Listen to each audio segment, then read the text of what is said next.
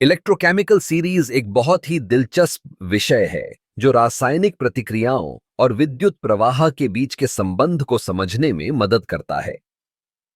यह सीरीज हमें बताती है कि विभिन्न धातुएं और अयनों में से कौन सा अधिक प्रतिक्रियाशील है और कौन सा कम।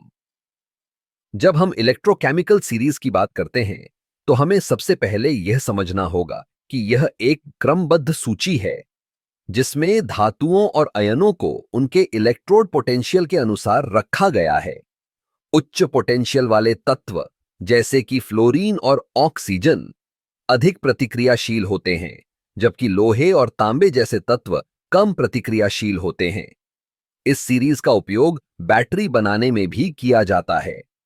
उदाहरण के लिए, जब हम जिंक और कॉपर की बैटरी बनाते हैं तो जिंक अधिक प्रतिक्रियाशील होता है और यह इलेक्ट्रॉनों को छोड़ता है, जबकि कॉपर उन्हें स्वीकार करता है। यह प्रक्रिया हमें विद्युत ऊर्जा प्रदान करती है।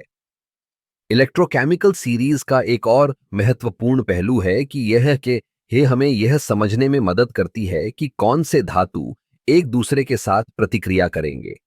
यदि हम दो धातुओं को लें, जैसे कि जिंक और तांबा, तो जिंक तांबे की तुलना में अधिक प्रतिक्रियाशील है। इसका मतलब है कि जिंक तांबे को विस्थापित कर सकता है। अब अगर हम इस सीरीज को ध्यान से देखें तो हम पाएंगे कि यह न केवल रसायन विज्ञान में बल्कि जीव विज्ञान में भी महत्वपूर्ण है। उदाहरण के लिए, हमारे शरीर में कई जैविक प्रक्रियाएं इलेक्ट्रोकेमिकल प्रतिक्रियाओं पर निर्भर करती हैं। इलेक्ट्रोकेमिकल सीरीज का एक और मजेदार पहलू है कि यह हमें यह भी बताती है कि कौन से धातु जंग लगने के लिए अधिक प्रवृत्त होते हैं। जैसे कि आयरन, जो कि इलेक्ट्रोकेमिकल सीरीज में नीचे है, जल्दी जंग लग जाता है, जबकि गोल्ड और प्लैटिनम जैसे धातु जंग नहीं लगते। इस प्रकार इलेक्ट्रोकेमिकल सीरीज न केवल रसायन विज्ञान का एक महत्वपूर्ण हिस्सा है, बल्कि यह हमारे दैनिक जीवन में भी कई तरीकों से प्रकट होती है।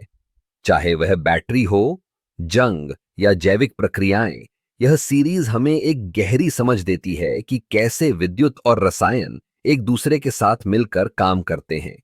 इसलिए अगली बार जब आप किसी बैटरी को चार्ज करते हैं या किसी धातु की जंग को देखते हैं,